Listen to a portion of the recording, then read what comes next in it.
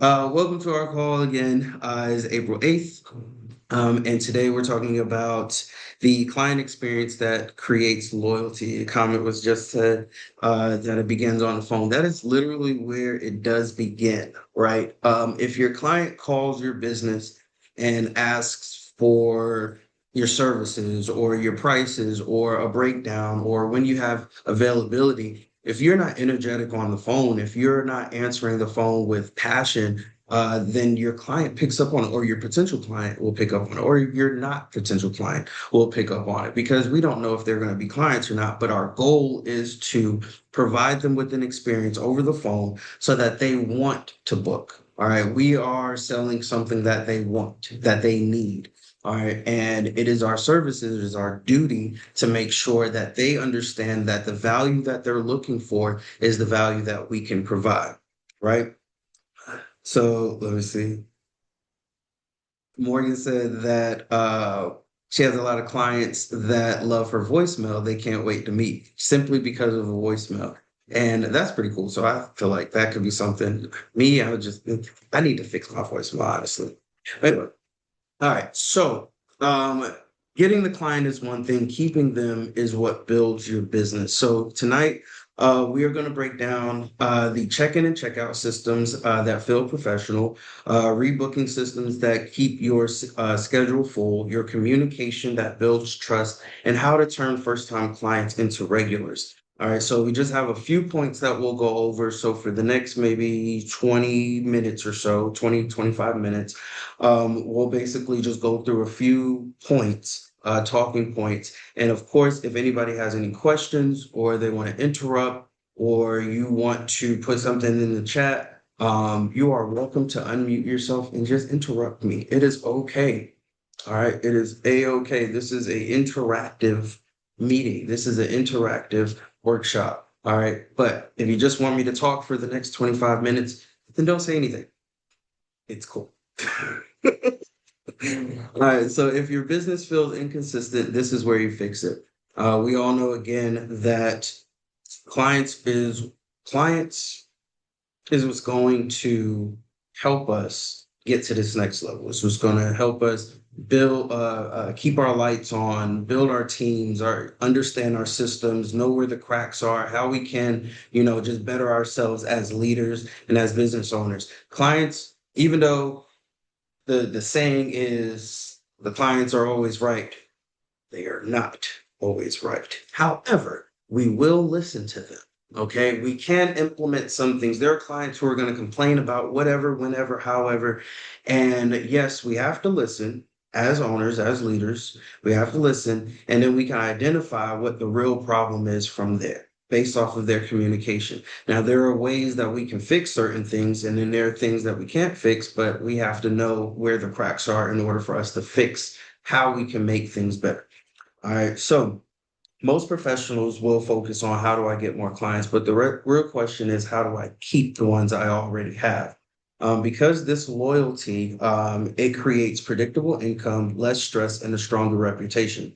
So we're going to really get dived into building systems that make clients come back automatically because we want them to rebook. We want to make sure that they book our services. Not only that, but then they also are happy about it enough to where they refer other people and people that are like them, people that are in their circle, so they can book their services too and keep them on the books.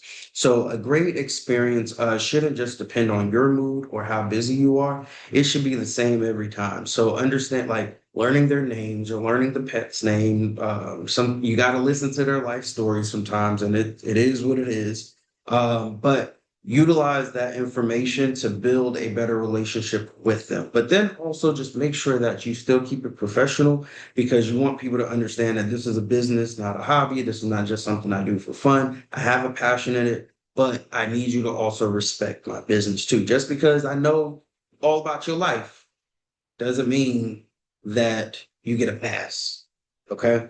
Uh, I just say that to say that because there are people who will take that too far. But the biggest thing about it is that you want to build trust. All right. So You ask, do clients know what to expect when they come to you? When they come to your business, do they know what to expect? So, do you have your service agreement in place? Do you have your rules and regulations posted somewhere? Are they aware of your boundaries and what you want out of your business before they even get there? Or do you have a script ready? Because when they get on the phone with you and they ask these questions, you shouldn't be like, I don't know how to explain my business. You need to be able to say, hey, this is what you get in the full groom. This is what you get in the mini groom. This is what you get if you miss your appointment. This is our process. This is how we're going to check in and check out. This is what we're going to do. Create scripts for your business so that you don't seem unprepared. Okay. Because when you create confusion for the client, it confuses them whether or not they want to book. You want them to book. So if you're confident in your services, then people are going to be confident in the value and in the services that you bring when you offer. Um, you have to make sure that consistency is key, right? Consistency builds confidence, whereas confidence builds loyalty. You have to be confident in your business. You have to be confident in the services that you bring or you offer and the value that you bring and what you do for the community, what you do for the pet parent, what you do for the pets. Confidence is key when it comes down to it. Okay. Because again, we want people to be we want people to take our businesses serious. So in order for people to do so, we have to take our businesses serious. Now, where most businesses do kind of lose control when it comes down to it is the check-in service or check-in part. So the check-in should be clear, professional, and structured. All right. So what an example of that may look like is confirm the service and the pricing up front. They already know how much they're going to spend, or they already know what they're getting with that service. Just set the expectations right ahead of time because, hey, there's a lot of clients, and I get this literally day in and day out. They feel like they are the only one in the building and they're not the only one in the building. Okay. So even if they try to check in with a lobby full of people, they feel like they have to go first, or they're the only ones that are there. All right. So let's go ahead and set expectations, especially for timing. Let's set expectations for services, be upfront about what they're getting and what's included in that. A lot of people they don't know. I've gotten so I've gotten so many people to ask, is a bath included? This is a grooming salon. Like, yes, a bath is included. I can't just dry groom your dog. Yes, I have to clean your dog in order for us to do what we need to do. So, um, it has to be the simplest things. The simplest things. Don't think that people are going to automatically know what's included or what they get. It's up to you to be forthcoming with that information so that they can be more confident in the services that they get. If you feel like the service is going to last all day, let them know, hey man, be here by closing. Okay, this is going to take me an all day thing. This is going to take a while. And like I had a client today that was like that. They had a dog that was extremely long, but also matted. And I told them the process. And granted, it is what it is. People don't want to wait all day for their dogs, but at least he knew from drop off, like, hey, you have a bigger dog. He has a lot of fur. I might have to detangle or I might have to demat. I might have to shave him down, but I'm going to call you once I do a thorough assessment of his coat. We talked on the phone for a little bit after that, and he was grateful. And then he called me towards the end of the day and was like, hey, where are we at? I'm just checking in on him. I was like, all right, can you give me another hour and a half, perhaps, or whatever? And mind you, by that time, he was already there at that hour mark. So I was like, can you give me about 15 more minutes? I'm almost done. He was fine with that because throughout the day, there was transparency about the process, where I was at, what we were doing. If I needed to add on any services or any fees or anything like that, there was communication throughout the day.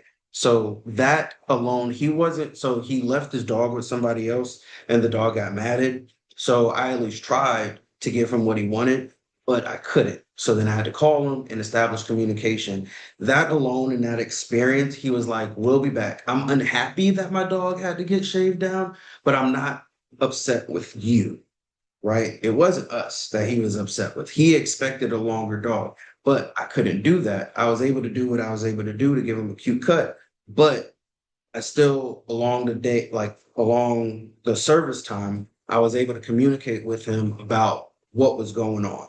And he was appreciative of that and is going to book his next appointment, right? So it's like, even with that, they may not be upset with you.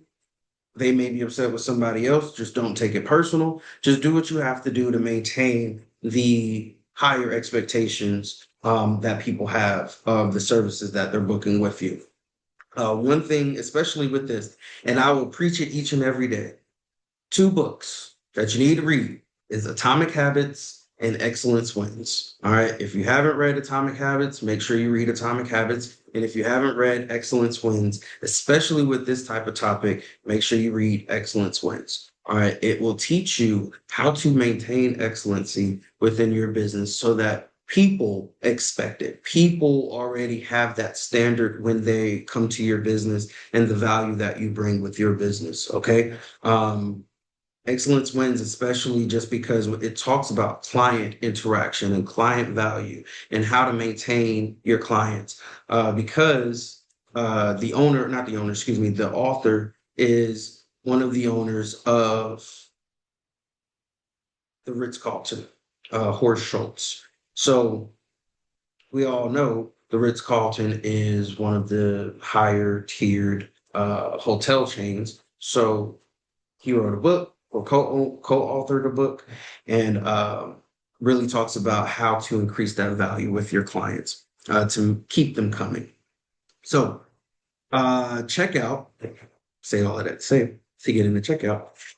When you do communicate about checkout services, recap what was done, educate the client, and lead into rebooking.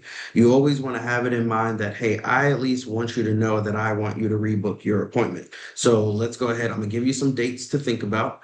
I'm going to, can I put you on the books? Like, you have to reframe your conversations and frame your checkout process or your script to get them to understand it's important to keep them on a 4-week schedule and no longer than 6 weeks. Like, no longer than 6 weeks. Like, you have to say no longer than 6 weeks. Okay. I'm going to give you a 2-week window that you need to rebook your appointment, or you could come in for a bath and a brush out in 2 to 3 weeks. And then if we need to prolong after that, then cool. But at least you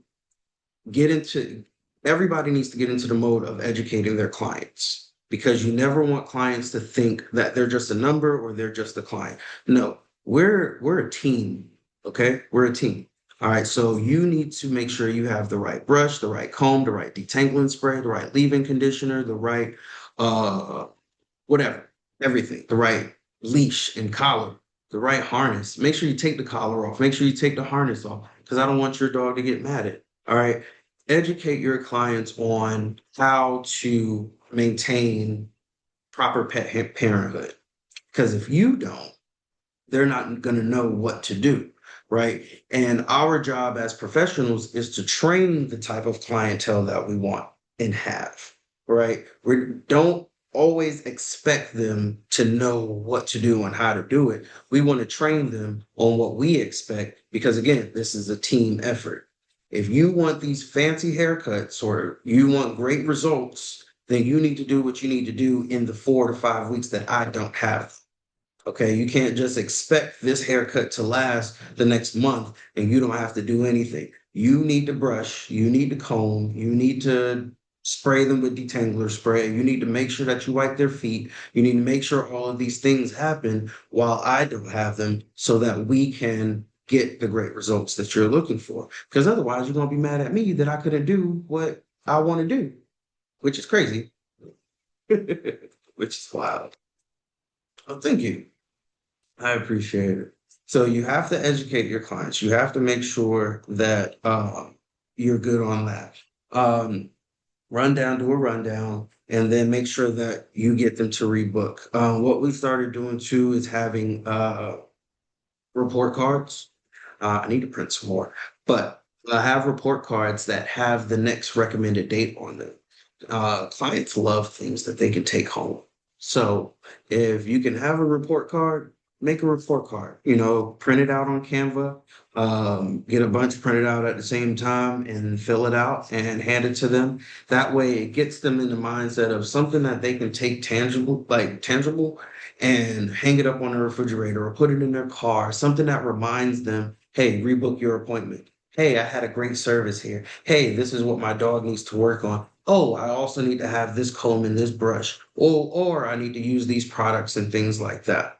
Goes in one ear, not the other, maybe. Some do. I gotta read the rest of your. So a comment was, I feel like I have those conversations, but it goes in one ear and out the other. Maybe I don't sound as confident or admit confidence. I don't know what I'm doing wrong. I just have clients that don't find it important or valuable. It gets tiresome repeating yourself because for some people it does go in one ear and out the other. And I will say that till I will say that every single day, right? And we will feel like we have to repeat ourselves over and over and over. But guess what? You did your best, right? You did what you needed to do as the professional. Okay. So if they don't listen and if they don't do what they need to do, then guess what? They're probably going to get charged more, or they can go find somewhere else. And that's okay, right? Because if they don't want a matted dog, then they should have listened to you during your appointment and kept up with their appointment or brushed the comb at home properly. Right. So as long as you understand that you did your best and you did what you needed to do, you should feel good about it. If they don't do what they need to do, there's nothing else that we can do, But if they got to pay more, they're going to get tired of paying more. And if they get tired of paying more and decide to go somewhere else, then that's on them. Um, we're telling there are people who literally are like that. So there was a comment on there that says take them off the schedule. There are literally people that are like, well, if you don't stay on the 4 to 5 week schedule, then you cannot stay on my schedule. And that's where boundaries come into play. That's where your service agreement comes into play. That's where communication comes into play and what your expectations are when it comes down to your type of clientele. Because if people aren't going to take time to do what they need to do or budget it properly or schedule it properly, then that's not the type of client that I want because I want somebody who takes this as serious as I do. So if you feel like your conversations are going in one ear and out the other, sometimes they are because people are not listening. That's where your report cards will also help, but then also follow up with them. Sometimes you do have to go above and beyond for certain people to get it. But at the end of the day, if they're not pulling their weight part of this team, then it's not much more you can really do. But reiterate it to them. And then when they pay more, then hopefully they'll be like, all right, I'm tired of paying so much. So I'm gonna just keep my dog on the schedule. Because they're gonna pay more eventually. Hey Laurel. Uh, can I say something? Yeah, absolutely. Go Okay, ahead. I figured it might be really wordy if I try to type it all out, so it would be easier to just say it. I know I just hopped out in here, so like maybe I'll Welcome figure it in. out if I show up once a week and just keep listening, right? But so I don't know where your salon is located because I just kind of have a theory that maybe it's where I'm at, where my location is, or whatever. But I'm on a pretty busy street, and I just kind of get the idea that like the salons that are really successful and have like a lot of people who are willing to pay, the proper prices, if you don't mind me saying, um, are more like in the center of the city or on the trendier parts of the city on the north side where everyone's like, oh yes, I'm in Chicago. Oh yes, yeah, my dog, we're looking for a groomer that's in Chicago. Like I'm in Chicago. Oh no, you're on the like far west side. That's not Chicago. It's like, well, actually, in fact, I am in Chicago. I'm paying Chicago taxes. But like for some reason, like I'm not getting like all these customers, or the customers that I am getting because of the location that I'm at, even though I think that it might be changing. Maybe aren't willing to pay the higher prices. Maybe the salons in my area, which I do know of a few, are like charging like less than half of what I'm charging. So I do find it really hard to, because I totally get like, oh, you have to like be willing to let go of clients who don't meet the needs of your business, um, like they're not willing to stay on the schedule, or you've told them to brush their dog and they're not, or maybe you're charging them extra, which I don't really do. Maybe that's a topic for another day. But so I am finding difficulties for that, even though I know that there's more dogs than there are groomers to help them, right? So I am having difficulties like keeping those books as busy as I would like. Like it's my business is going fine, but I would like to, grow it, but I can't grow it because I don't have enough customers to grow it. I'm having those difficulties, and I'm wondering if I filtered it down too much, because I am trying to like, oh, these are the perfect clients. These are all the fences that they have to climb over in order to be my client, and the ones that have done that have been amazing, and they are willing to pay my prices. But I don't know like what you have done, maybe to get the word out on your business so that those people can find you, because that is something that I have no experience with at all. Gotcha. But And I was just yeah, yeah, and I yeah. was just gonna ask you about like your marketing efforts and stuff like that. Now, one comment that was on live that makes a lot of sense is like don't be afraid to network. Don't be afraid to reach out to your other groomers in your area and just say, hey, if you have a wait list of people, that may be new or one time, two-time clients or something like that, they're still looking. Don't be afraid to send them my way. Like we can definitely work together on this. Be open to talking to other veterinary clinics or mobile groomers, pet sitters, dog walkers that are in the area as well, because they actually go to people's homes and Mm-hmm. people are asking about grooming all day long. So if they are, constantly referring or trying to find people to refer to, you have to make sure that you are on top of everybody's mind, right? So Mm-hmm. handing out cards and brochures or postcards with your information on it. That way, that can get that information in front of everybody too. If you have let's say, Nextdoor app, Mm-hmm. um, promoting your business on Nextdoor, Google, Instagram, Facebook. Marketing has to be top tier when it comes down to acquiring new clients. Mm-hmm. But when it comes down to the boots on the ground part, you definitely want to partner or at least, get the word out with other pet care providers that do not offer your services. So I've gotten so many clients from pet sitters and dog walkers because they don't do grooming. So they'll either bring them to me or when they're about to go home, or they will refer or give my information to the pet parents who are like, hey, I got your name from XYZ. And in that way, that helps put money in my pocket when Mm-hmm. it comes down to taking care of the business because I'm getting referrals from other people who don't offer my services. Mm-hmm. Um, and then again, like the wait list part, but partnering or not even necessarily partnering, but at least just like establishing communication with others that are in your area and just letting them know like, hey, I'm here. I would love to, at least, just establish some type of communication so that they have an option to if they can't take care of a client or two. Right. Have you ever felt like you were in a market that was already like established and it was kind of hard to for you to elbow your way in? Because that's kind of how I felt. Because I've heard that before, like, oh yeah, get together with the vets, try to introduce yourself to the vets or to this trainer or that trainer. And I feel like they always name drop, other businesses, which is fine. Like, maybe they're comfortable with them and like so I guess what I'm saying is I feel like for my area, like all of those resources have kind of been exhausted. And I feel like maybe the point where I'm at is like I'm trying to, even though I've been doing this for a while in the same spot, I feel like I'm trying to make sure that everybody knows that we're, excellent. But for whatever reason, it just hasn't worked out that way. Or maybe I don't know if that's some voice in my head telling me like, no, they're already repping this one person, like they're not gonna want to push your No, name out there. yeah, no, and I truly believe like who's for me is for me, right? So, when I opened up my shop 4 years ago, when I opened up my shop, I had other people in the area that, yeah, I had other people in the area that were already established in the area. Like they had their clients and all of that stuff. What I understood was I have to show my value. I have Mm, to sell my value, right. right? I have to let people know, like, hey, this is how I groom, this is what I stand for, these are my values and my vision for my business, this is my mission, this is what I love to do. Set yourself apart from your competition.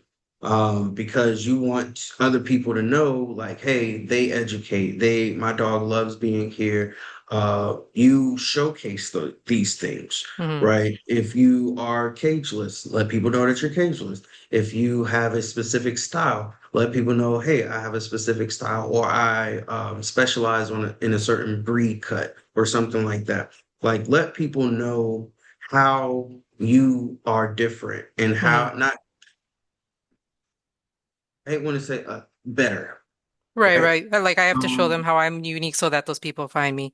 Unique. There we go. So Yeah. then that way they find value in your difference, Hmm. right? Because they can go to PetSmart, Petco any day, but they're not looking for true quality. They're not looking for like different breed cuts. They're not looking Right. for higher standards or different shampoos and conditioners that we use because Right. people don't realize like is a difference in the products that we use for their dogs. So when it comes down to the quality that they're looking for, then now we can start to educate them on, hey, this is what I use. This is how I use it. This is why I use it. This is the process that I go for, things like that. And then people will start to see like, hey, the extra few dollars helped my dog look and smell better and feel better for an extra few days or whatever the case may be. Like whatever your value add is, make sure that it's educated and it's promoted so that people understand like Mm. what makes you different and what makes you better for that too. Do you have a Google page? Yes, I do. Good. So even with your Google page, you definitely want to promote and you could always chat GPT or look into or ask people like how to maximize your SEO Hmm. so that people can find you easily as well. But promoting it also putting ads behind it would be great so that you can specify where you want your ads to be Right. because you can make your ads pop up in a specific zip code or a specific area that has Huh. certain demographics. People who make certain amount of money. You want your ads to pop up here.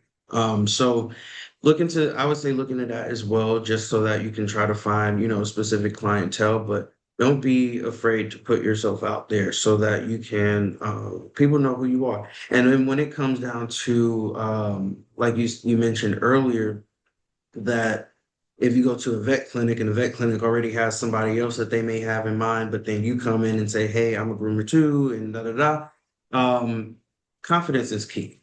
Hmm. Like, all right, now you have options. Like, I Right. mean, they I'm pretty sure they didn't you didn't sign an exclusivity contract with them. Now you have options. And if something comes out of it, great. If not, it is what it is. You did your best and you did what you needed to do. Right. Right. So and then don't be afraid to go to different breweries and restaurants and feed stores, cleaners, where people gather, right? Hmm. Bookstores, tea shops, coffee shops. Go to where people gather because more than likely somebody in there has pets. And if you ever give somebody a card or say, "Hey, can I give you a card for pets?" and they're like, "Oh, I don't have pets, but you know somebody that does," Right. they still take it. Yeah. Everybody knows somebody with a dog, Right. so you can anybody can be a referral. I'd Hmm. like to add, I would love to Go add ahead. like one thing to that. Because we were struggling with the You same know, thing that you were talking Okay. about. And so one of the things that we did, we got our customers involved. So we posted in our lobby referral bonus. And Hmm. so if you refer a client, like if you refer a new client, you and the new client get like $10 off. And I will say that that has like taken off. And now we got like people just like referring and just like, yeah, I want my $10 and stuff. And actually a customer referred that. She was like, I've been talking about you guys so much. I need like a referral bonus or something. I was like, okay, Yeah. cool. And Yeah. so she gave me the idea and I just printed it up. And then one of the other things that we do as well, um, when someone come in and say, hey, such and such referred us, we take the time out to text the client and say, hey, don't forget to ask for your referral bonus like next time. Thank you so much for referring us, just to encourage them to continue to refer us. Absolutely. Mm-hmm. And then we also put like notes on their account. But I tell you what, that has like been taken off. I mean, we get so many clients that say, like, such and such referred us. We were at the dog park and da da da. And I'm just like, Mhm. all right, this is working, Yeah. Huh. So that has been, working for us for sure. So I guess I have heard that idea in the past as well. And while I don't think it's a terrible idea and it wouldn't hurt me to give them even a $10 discount, as you said, I guess my fear with that is like they'll come in because I have a lot of filters as to like the clients that we choose to work with because of the neighborhood that we're in, unfortunately, as a person of color. Um, they might not be willing to work with us for whatever silly reason. It's just not the right demographic, unfortunately. Um, so I found that, like people can be very rude if I don't meet them firsthand, or like I find that if they're not going through all these filters, then like it just always ends up being a bad thing. So I've heard this phrase once, like if what is it? If you break the rules, if you don't follow the rules, then you'll be reminded of the no. If you make the exception reminds you, oh man, I don't remember what it is. But basically, it's like every time I would be like, okay, this time we won't do the consultation because I have to do a meet and greet with the dog first, and then we will schedule an appointment with them.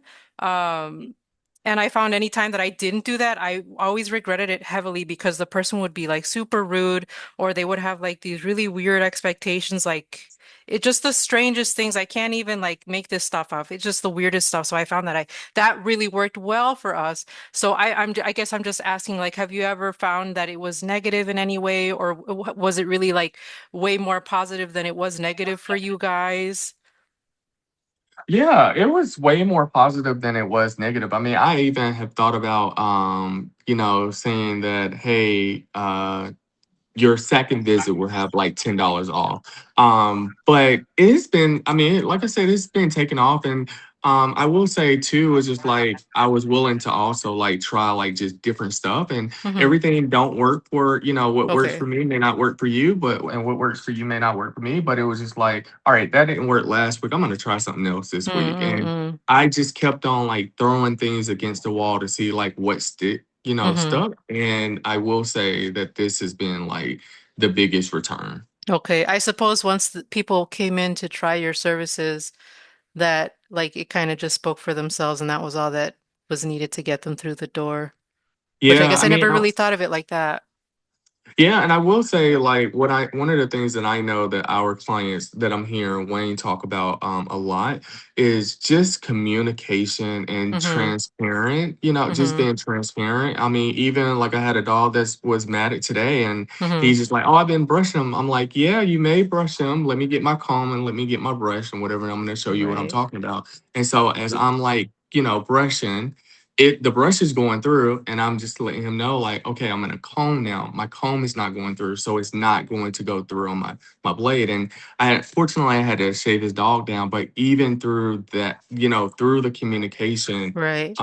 when I took him back, I communicated all along the way. And I mean, his bill was like almost $200 and stuff and Hmm. whatever. And that's a big bill, but Bravo. yeah, he was, and like Wayne said, like you're gonna have to pay if you don't want your dog. If your dog is mad at, you're gonna have to pay. And that's just, and if you don't want to pay, we're gonna have to figure out how to brush your dog and get them on a schedule. This dog hasn't been in Hmm. my store since like October of last year, Right. and it's just like, so anyway, I'm like, but I have to get paid for my time, you Right. For know. sure. Time is So yeah, Absolutely. Communication, like transparent, just being transparent, it just goes such a long way. Hmm. It Thank you. definitely does. And I will say, being in this industry, I do feel like there were a lot of things that I had to overcome, of course, being a person of color and a Mm-hmm. male in this industry, right? I used to do house calls. I used to do house call grooming and mobile grooming. The biggest thing from that was building trust with people to Mm, allow me in their homes to that's groom their crazy. dogs, Yeah. right? And I had a lot of people who were just like, well, I could groom on the porch, or I could groom in the garage, or I could groom in their front yard, or I could groom in their backyard, all of these things. Some people didn't want me in their homes, and it's okay. I still made my money, and it Mm-hmm. is what it is. But I did have to build up enough trust with people, and people had to see my work. I had to, Right. go above and beyond. I had to basically sell myself to say, hey, I can bring a lot of value. I love what I do. I have a passion for this. I can educate you. I was a vet tech for almost 11 years. Like, Mm, I know what I'm doing, when it comes down to this.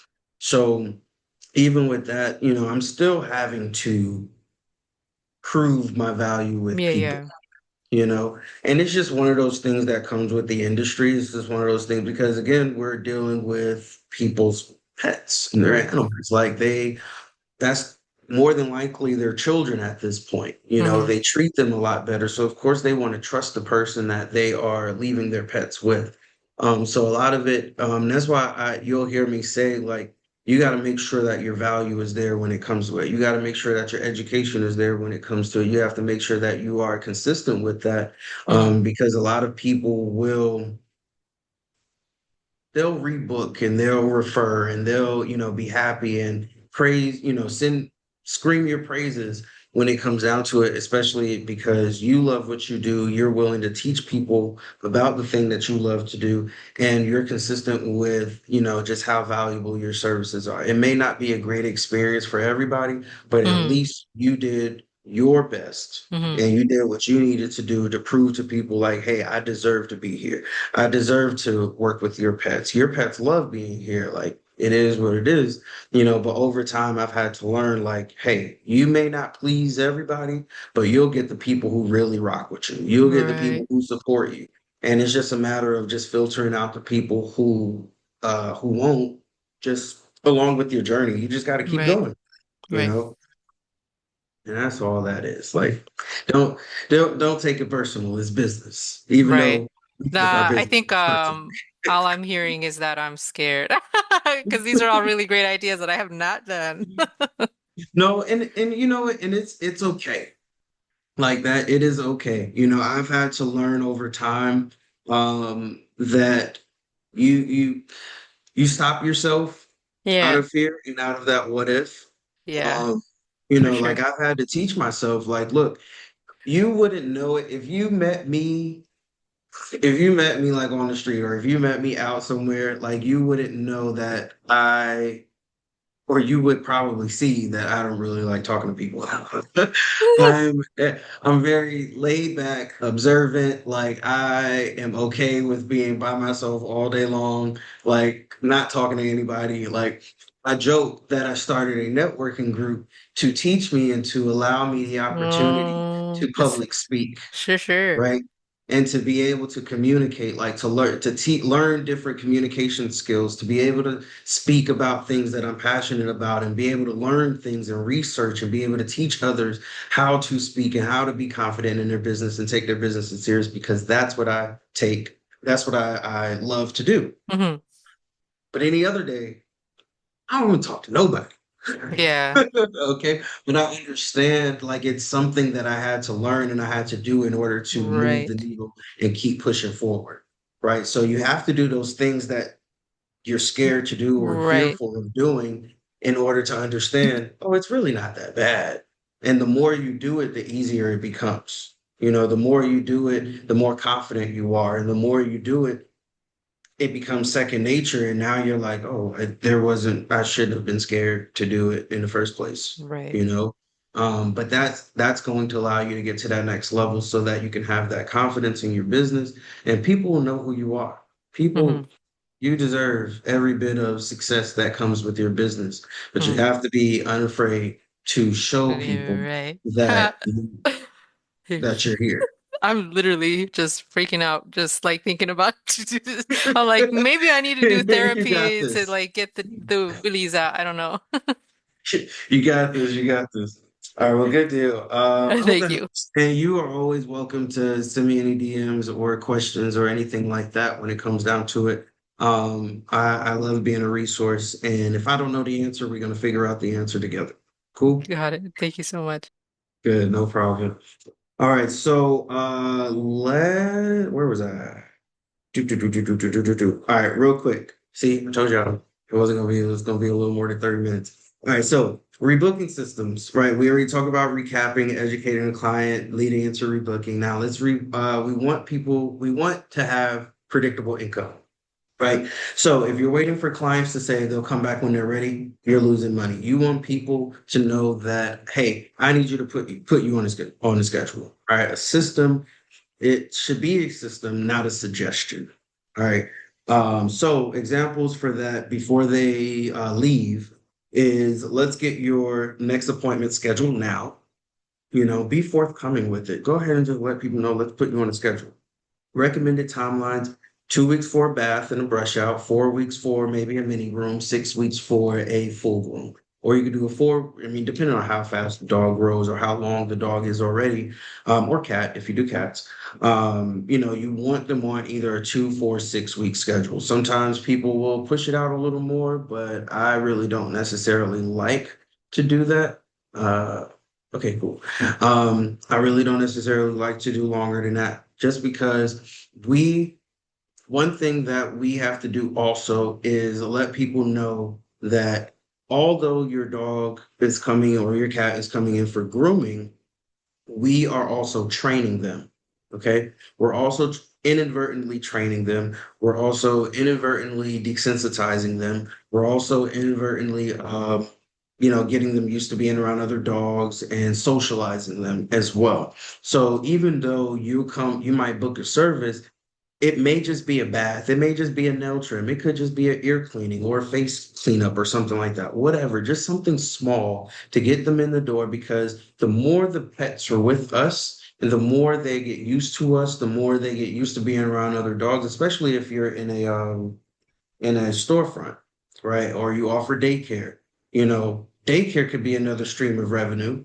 Getting them in the door for a nail trim or something like that is something small, is another stream of revenue. Doing a brush out or a dry bath or a dry groom is another stream of revenue when it comes down to it. But our job as professionals is to understand, like, they don't need to necessarily only come in for full grooms. All right, especially with puppies. We want them to come in as much as possible. We want them to be desensitized to the process. We want them to be socialized with the other dogs. We want them to not be nervous when they come in through our doors. So we have to educate our clients on the value and what it means to desensitize and socialize and how valuable that is to their lives and making them happy so that we can be the best part of their pet care team. Same thing with veterinarians. I tell veterinarians all the time, schedule happy visits. Just come in, sit in the lobby, get some treats, a belly rub. They don't necessarily need to come back. And if they do come back, let them free roam around. You don't have to stress them out each and every time they come in here, because they're going to start associating it with stress. So you want to create an environment that not only do the pets want to come back and they love. We have clients that are walking through our door. Clients will put them on the floor, unleash them by the door. They'll walk to the back. Like, I already know why I'm here. Okay. And we love that. We love seeing that. We love knowing that we're part of their routine and we're part of their team. We're part of their family, that they feel comfortable enough just to walk back. They're not trying to run out the door. They're not scared. They're not peeing all over the lobby. Clients could come in, be like, what's his name? Biscuit is here. Biscuit is unleashed. Biscuit, we open the gate for him. Biscuit says, "What's up?" And he continues to walk into the back to see the other dogs. Like, that's what you really want when it comes down to the experience that your pets had. And that's how you know they're going to keep coming back, because they're happy with the experience that they have. So you can incentivize them on staying on schedules. One thing I'll do for clients is I saw a comment here earlier. that you don't really offer like coupons and discounts, right? The only way people will save money is if they refer other people to us. Sometimes what I'll do for like, if you live in a community, you might get like 10% off. You get a referral bonus. And then what I was doing a while ago, which I need to reiterate with some clients, is that if they stay on a 4 week schedule, or like they'll get a discount if they stay on 2 or 3, because I understand, like, look, save some money for coming in multiple times per month. But if they stay on a 4 week schedule, they get a uh, incentivization, or we have like loyalty points or loyalty cards that we'll give out to clients and stuff like that. So that could be something that you implement so that you can create loyalty with your clientele. But they will get something if they stay on a 3, 2, or 4 week schedule. Outside of that, no. But we want you to stay on a, I at least want to see your dog once per month. Okay. 2 would be great, but at least once per month. Um, if you don't control the schedule, your clients will. You have to make sure that you put your foot down on how this business runs and what your expectations are for your business. Two last points. So communication builds trust or breaks it. Strong businesses will communicate clearly and consistently. So make sure that your service agreement and your scripts are airtight so that you can communicate properly with the client. Your key moments would be before the appointment, during the appointment, and after the appointment. You have to be consistent with your communication. Otherwise, people are going to be confused and they're going to be upset and they're going to try to go somewhere else and they're going to make up some excuse as to why they didn't know what you needed or whatever you try to communicate with them. One thing that I will do with all of our communication is, especially if it's through our app, in our text messages, at the end of it, they have to type agree, or they have to, yeah, they have to type I agree. Yeah, it's I agree. They have to respond with I agree. So at least I know that you read my message, no matter what it is. I agree, right? So then that way it's a two-step process, knowing that you got my message, and I communicated with you so that you know exactly what I need from you. Communication should be clear, professional, and proactive. Never make your clients feel like you're talking down to them. You are talking with them. Like, hey, you are an educator. Okay, you are a leader first, but you are an educator through and through, because they don't know what you know. Your job is to relay that information to them so that they are more confident and comfortable with pet care. We are teaching them and training them on what we expect in our businesses. We are teaching them and training them on what we expect from clients. We are teaching them and training them what we expect them to tell other people about what our expectations are. So, in order for that to happen, you got to be confident. You got to be able to relay this information over to your people. All right. Don't be reactive. Clients shouldn't have to chase you for updates. Be proactive with your communication. Now, how do we turn those first time clients into regulars? The first visit is everything.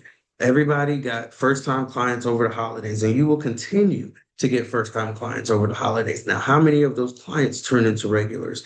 Now, why should they come back to you? All right, so loyalty is built through experience, education, and connection. I feel like we have gone through all 3 of those tonight. All right, so make sure that your experience is A1, learn their names, ask them how their day is going, ask them how their morning is going. When they come in for checkout, did you have a good day? How was your day? One thing you could also do too is partner with a local coffee shop. Hey, I'm giving out coupons for our clients, go get a coffee, or maybe get a free coffee if you buy breakfast here or something like that. Not only will they send people your way, but you're sending people their way. Now you're creating an ecosystem where other businesses in your area are relying on each other. And now you're talking to other business owners and other managers, because now you're sending clients to them, they're sending clients to you. Everybody knows somebody with a pet. So as soon as they could be out in the street and, hey, go to XYZ grooming, go to XYZ training, and now you're building an ecosystem, you're building a network of people who know who you are. So Be open to talking to other people in different businesses that are outside the pet industry about what you do. Build the experience for your client. Are you staying in the area? Are you going back home? Let me give you a coupon for this restaurant that's in the area. If you need a workspace, here's a few recommendations. If you need to find something to eat or sit at a bar, whatever, here's some recommendations. Now you look like, or you are the local expert. And that in itself gave them something rather than just saying, I don't know. I don't want to say, I don't know to a client. I want to be able to have some answers, or we can look it up together. When they come in for checkout, how was your day? Smile with them. Yeah. Talk to them about something. Don't just, they looking at you, you looking at them, they looking around, you trying to check them out, hurry up and get them out. No, take a few seconds to ask them about their day because you want to care, or at least show that you care. It could go in one ear and out the other, but at least they can't say that you were rude during check-in or check-out. All right. Your education, we talked about that. The connection, we talked about that. You want to connect with your clients and your pets. Simple things, again, is explain what you did and why. Educate them on that. Give care recommendations. That's something that I put on our report cards. Different products that they can use at home. And it also has a QR code to our Amazon storefront where they can get some of the products that they're looking for too. That's another stream of income right there. So if you don't have an Amazon storefront, make sure you get one because you want to send people to where you want them to get the products that you're recommending to them. And make them feel confident leaving their pets with you. So tell them about their pets. Tell them like, hey, Fluffy loves playing with the boy dogs. Fluffy loves playing with the big dogs. Oh, you can tell he's been around other dogs in his life or whatever the case may be. Or sometimes, or send them a picture of them sitting in your lap or something like that. Some little gesture of giving them reassurance that their pets are comfortable goes an extremely long way. So always look for ways to increase the experience that your clients have. Okay. And lastly, people come back to where they feel understood and taken care of. So if you try to understand them, if you validate them, if you let them vent or get them out, we have to play therapists at some point in our careers. So if you allow clients to talk to you and just reaffirm or feel confident in you being a safe space, then sometimes you got to. It is what it is. They'll turn into loyal clients and they'll keep coming back. So just keep on doing what you need to do to increase your client's experience because clients pays the bills. Now, in turn, make sure that your boundaries are set in place because you don't want your clients to feel like they can talk to you or treat you any type of way. I have clients who will sit down and talk to us about their whole lives, but if they miss an appointment, they're going to be like, go ahead and charge me my no call, no show fee. I'm so sorry. They still understand that this is a business. They still understand that this is more than just a hobby or a passion project. This is something that pays my bills, keeps my kids in school, pays my lights, my rent, all of that stuff. I put other people's kids in school through my business, right? One thing I realized, and this is just, which is mind blowing sometimes, is that at some point in time, it's more than just the employees that I'm taking care of or my staff that I'm taking care of. We have a staff of 6, but they have kids. They have people that rely on them. They have bills that they need to pay. So it's a lot of pressure in making sure, like, hey, when you sit down and think about it, I have 20 mouths to feed. So I got to do what I need to do in order to make sure that this client loves being here because I have to feed them. I have to take care of them. I have responsibilities. I got to make sure that their lights stay on. I have so many things that I need to take care of. And the little thing I can do to ensure that is asking somebody how their day was. I'm going to do it. The little thing I'm going to do is put a bow on this dog or put a bandana on this dog. Cut somebody's nails. Stop what I'm doing to ask them how your day is or refer them to a coffee shop or something like that. I'm going to make sure that clients have a great experience when they come through those doors. I'm going to treat them how I would want to be treated walking into a business, especially a Black-owned business, because we already know how people can be sometimes. So I'm going to make sure that their experience is top notch. And that's all I want you all to do. Okay? That's all I want everybody to do.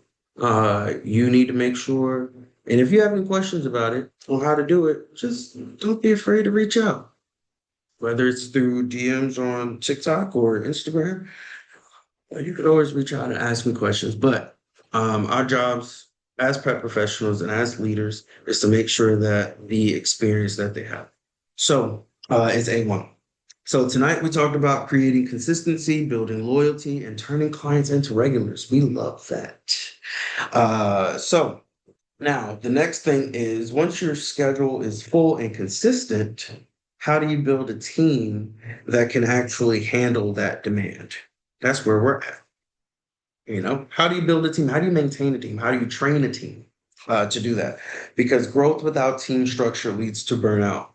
So if this is something that you are aspiring to have, like more team members or people around you that can help build your business or the thing that you're working on, then tune in next week, next Wednesday at 8. We'll be talking about team systems. What does training, expectations, and accountability look like? And even if that does not mean, and understand, that does not always mean like staff or people that works with you or works for you.